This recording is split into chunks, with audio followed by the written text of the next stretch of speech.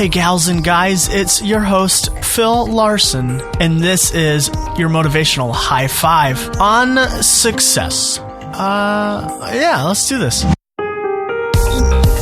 Welcome to this short show. I hope you find that you feel motivated to look at things differently, or at least add to the way you look at things.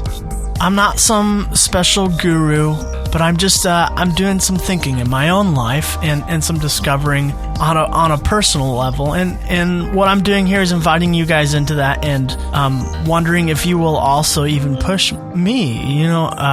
Reach out to me. Email me at phil@thestorysshop.tv. Today we are talking about success, and I want to ask you, what is success to you? Money or fame? Maybe it's a promotion in your work.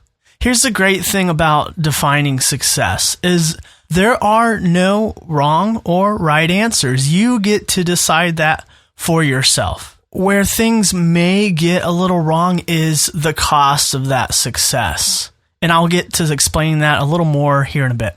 But your definition of success, okay, what is the first thing that comes to your mind right now? Do you got it?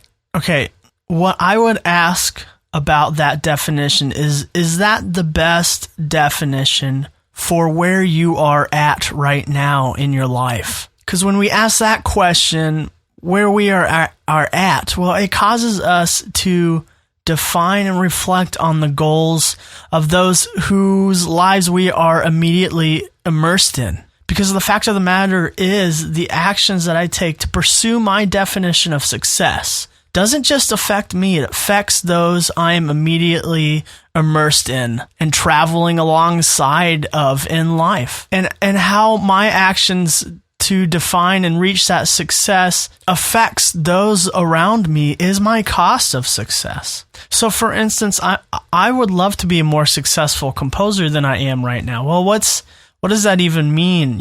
I contribute to a site called audiojungle.net, and the more songs I write, the more opportunity for money I can make. But my cost for that involves the goals that are of others immediate in my life, my family.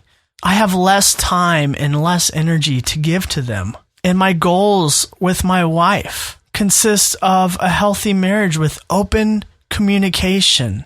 We want to be deeply rooted in our church and in our community. And we have a dream to build a family.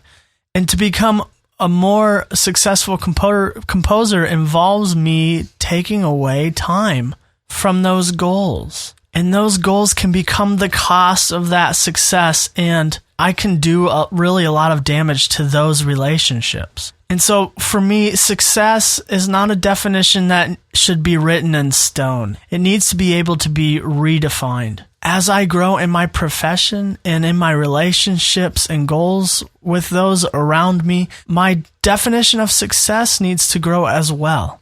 Now, it's not wrong to set goals that help me say, yes, I'm becoming a more successful composer. But to become a millionaire is maybe not a definition of success that I should make. I'm going to give you a couple of pretty decent podcast episodes. There's TED Radio Hour has The Money Paradox, and they talk about that winning the lottery actually ruins a lot of people's lives. And then another podcast called Entrepreneur on Fire, and they're discussing how more money won't really help their lives. And they found a lot of demotivation in all the money they've accumulated. And they give a quote by Earl Nightingale.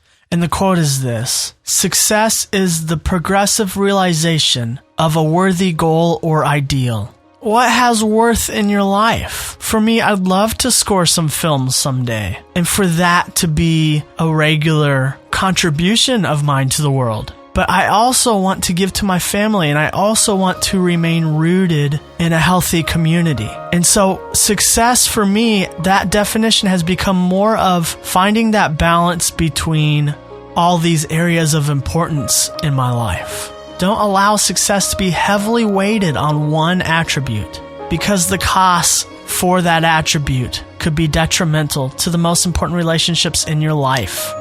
And so we end every episode with a positive self-talk note. And as we learned in episode 1 and episode 15, that this is a practice that is backed up by science, that we can rewire our brains. And so will you decide today to look at yourself in the reflection of a mirror or some still water? And will you say this: I can achieve success in all the areas of my life that are important to me.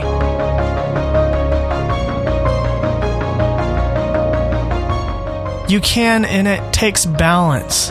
Count the costs of your success. Is it worth it? Don't take for granted the most important relationships in your life. But ultimately, that's a decision that you have to make. It starts with you.